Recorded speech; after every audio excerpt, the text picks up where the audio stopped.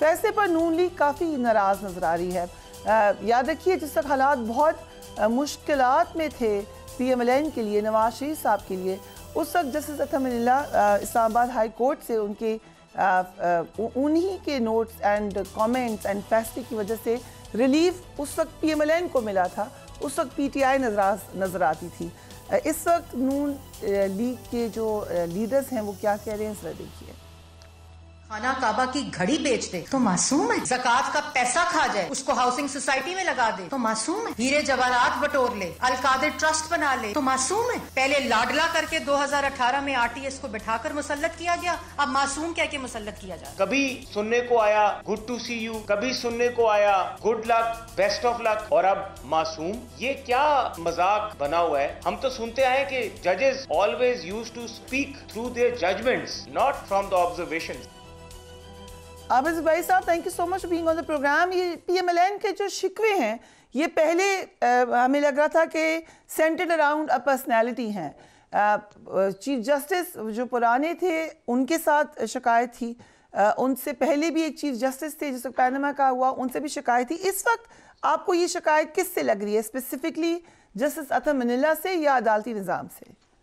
बिस्मिल्लाहिर्रहमानिर्रहीम। नहीं, शिकायतें तो हमेशा जब किसी मुखालिफ को रिलीफ मिलती है तो हर कोई नाराज़ हो जाता है। अब आप देखिए इनके केसों में इनको कितनी रिलीफ मिली है अभी आके, नवाज शरीफ साहब को और मुख्तलिफ लोगों को। और फिर अब ये बुरा, पहले बंदयाल साहब के कोर्ट को कहते थे एक ही किस्म के जज बैठ जाते हैं, वो फैसला करते हैं, उनकी तजलील की गई जलसों के अंदर, पार्लियामेंट के अंदर। अब तो बिल्कुल सिनारियो बदल गया है। अब ये वो जजेस हैं जो जस्टिस बंदयाल साहब की बेंच पे जो होते थे वो तो हैं भी नहीं, अब उन पे अटैक करना शुरू कर दिया।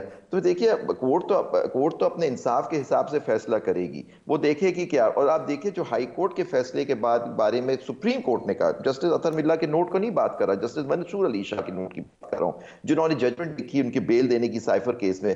उन्होंने हाई कोर्ट का जजमेंट जो था वो परवर्स था, ये लफ्ज इस्तेमाल किया गया है। तो देखिए, और जाहिर बात आदमी, हमारे सिस्टम जो है कानूनी, उसमें तो यही है कि आदमी इनोसेंट होता है जब तक, मासूम कहिए या उसे इनोसेंट कहिए, जो कि जब तक उसको सजा उसको नहीं हो जाती। That is the basis of our criminal jurisprudence.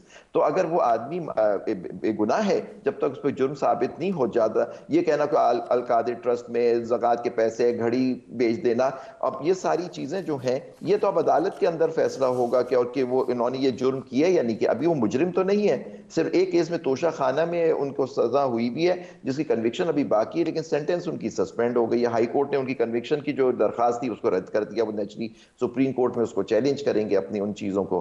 तो ये सारा कह देना कि जी कोर्ट पे फौरन हमले शुरू हो जाते हैं, और ये वतीरा ही रहा है पॉलिटिकल पार्टीज का कि जी जैसे ही किसी मुखालिफ को मिलना शुरू हो जाती है रिलीफ, तो फिर आप इनकी तारीख देखिए कि देखिए किस जमात ने सुप्रीम कोर्ट पे हमला किया था, आप देखिए किस जमात ने सुप्रीम कोर्ट में हमला किया और वहां के चीफ जस्टिस को उठ के भागना पड़ा। बाद में जो कुछ हुआ हमारी तारीख का वो हिस्सा है। फिर आप ये मुख्तलिफ सारी चीजें आप देखें उसके सामने, फिर आप कैसे इन लोगों की बातों को सीरियसली लिया जा सकता है। जहांगीर जदून साहब, नाराजगी PMLN के कैंप्स में इस वक्त अदलिया से नजर आ रही है, लेकिन जो इजाफी नोट लिखा है अतहर मनील्लाह साहब ने, उसमें उन्होंने पूरा कॉन्टेक्स्ट दिया है, क्या क्या हुआ पाकिस्तान के वज़ीर आज़म के साथ। क्या साइफर केस को या इस वक्त जो भी मामला PTI के साथ हैं उनको इस कॉन्टेक्स्ट में देखा जाना ठीक है? क्योंकि लेट मी रिमाइंड यू, अभी बात हुई अदालती हमले का, तो 9 मई को भी एक हमला हुआ था जो कि अनप्रेसिडेंटेड है। देखें, नून लीग अदलिया से नाराज़ नहीं है, नाराज़ थी कि अदलिया के एक 5 मेंबर बेंच ने देखें एक इलेक्टेड प्राइम मिनिस्टर को आधे घंटे के अंदर उन्होंने कहा जी आपने बेटे से तनख्वाह नहीं ली तो उसको फारग कर दिया गया। तो एक पाकिस्तान 2017-18 में जिस रफ्तार के साथ तरक्की कर रहा था, ग्रोथ देखें, इन्फ्लेशन देखें, एनर्जी का प्रोजेक्ट देखें, बाकी चीज़ें देखें, तो इससे पता चलता है कि अदलिया भी उस वक़्त, लेकिन अगर किसी पार्टी के, ये मेरा ज़ाती व्यू है कि अगर किसी पार्टी के कोई हक़ में फ़ैसला आता है या उसके अगेंस्ट आता है तो उसको हमेशा मेरिट पे देखा जाए। लेकिन जो फ़ैसला नवाज शरीफ के ख़िलाफ़ अदलिया ने दिया उसको कोई बंदा आज दिन तक ना कोई प्रेसिडेंट कोर्ट कर सकता है, तो वो मेरिट पे फ़ैसला नहीं था। इसलिए अतहर मनील्लाह ने अपने नोट में लिखा है कि देखें, जब से हमारी जो पाकिस्तान की जो हिस्ट्री आप सामने रखें तो इसमें अदलिया से गलतियां हुई हैं। एक अभी रेफरेंस पेंडिंग है, उसमें अदलिया अपनी गलती मान रही है, उसको रिव्यू कर रही है। तो इस तरह अदलिया को पब्लिक इंटरेस्ट के अंदर जो मेरिट पे फैसले वो करने चाहिए, ना कि लाइक एंड डिसलाइक पे करने चाहिए। तो हमला तो किसी भी इदारे पे मैं कहूँगा कि वो गलत है, चाहे वो अदलिया पे हो, चाहे वो किसी आर्मी की इंस्टॉलेशन पे हो, तो जो भी उसके ज़िम्मेदार होते हैं उनको सज़ा मिलती है और मिलनी चाहिए। तो भाई साहब, ओवरऑल अगर हम इसको एक लार्जर कॉन्टेक्स्ट में देखें, हमने देखा कि इलेक्शन में रुकावटों के हवाले से अब ये वाज़ेह नज़र आ रहा है कि एक जमात है जो मुसलसल अदालतों में जारी है। उनका बुनियादी मुतालबा लेवल प्लेइंग फील्ड का है या एक ज़्यादती इलेक्शन कमीशन के हवाले से कुछ फैसले उनके रिवर्स भी किए हैं अदालतों ने। सो जब हम इसको इस इलेक्शन के कॉन्टेक्स्ट में देखेंगे तो क्या इस इलेक्शन पे सवालिया निशान नहीं उठेगा? बिल्कुल उठेगा। देखिए, एक बड़ी जमात है और उसकी पॉपुलैरिटी जितने जो सर्वेज आ रहे हैं उसके हिसाब से वो पॉपुलर जमात है। उनके लीडरान बंद हैं, उनके लीडरान छुपे हुए हैं, उनको 9 मई के वाक़यात में उन मुलव्विस हैं, लेकिन अभी तक कोई फाइनल फैसला नहीं आया कि वो लोग उसमें शामिल थे या नहीं थे।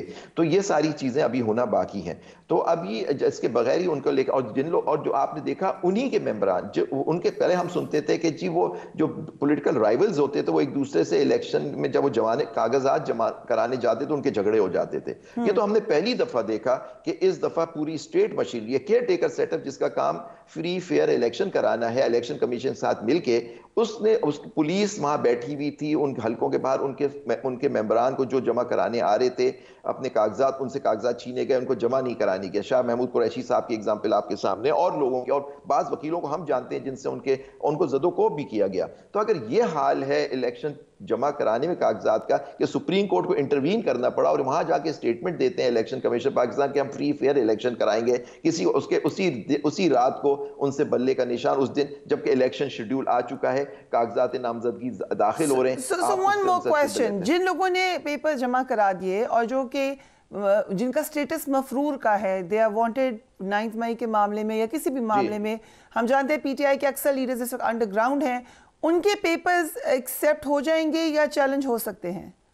देखिए, मैं तो समझता हूं कि जब तक देखिए आप डिसक्वालीफाई नहीं होते in terms of article 63 election लड़ने से या इलेक्शन क्वालिफिकेशन, तो उसके बजाय आपके पेपर्स एक्सेप्ट। देखिए, लोग जेलों में होते हैं, वहां से भी उनके कागजात होते हैं, उन पे इल्जाम होता है, मुजरिम नहीं होते, उन पे जुर्म साबित नहीं हुआ होता, और वो मुख्तलिफ, अगर ये लोग फर्ज करें, ये लोग सारे जो मफरूर भी हैं वो छुपे हुए होते हैं या वो जेल में होते हैं, वहां से भी कागजात, वो ग्राउंड नहीं है रिजेक्शन करने का। लेकिन अगर इस ग्राउंड पे रिजेक्ट किया तो ये सेट असाइड हो जाएगा। लेकिन हो सकता है, आप सही कह रही हैं, क्योंकि ब्यूरोक्रेट्स बैठे हुए हैं, वो अंडर इंस्ट्रक्शंस हैं। मैं समझता हूं कि सारा इलेक्शन, जो इस इलेक्शन कमीशन के अंडर इलेक्शन होना ही बड़ा एक सवालिया निशान है कि ये एक हमारा आजादाना मुनसिफाना इलेक्शन होगा, क्योंकि हर इलेक्शन कमीशन के हर स्टेप पे आप देखिए कि उन्होंने इस इलेक्शन को मुतनाज़ बनाया है। हर फैसला पीटीआई या उनकी जमातें, उनसे कनेक्टेड लोगों के खिलाफ किया। अब तो बड़ी जमातें, पीपल्स पार्टी जैसी जमातें जो एक बड़ी नेशनल जमात है, वो शिकायत कर रही है कि उनको लेवल प्लेइंग फील्ड नहीं मिल रहा।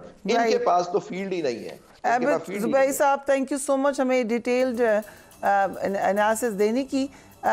यकीनन इस वक्त मामलात मुश्किल नज़र आ रहे हैं पीटीआई के लिए भी, लेकिन कानूनी जंग बहरहाल इसमें हम देखते हैं कि जहाँ से कानून का रास्ता मिलता है, अदालतें वहाँ पर एक रोल प्ले कर रही हैं, रिलीफ भी दे रही हैं।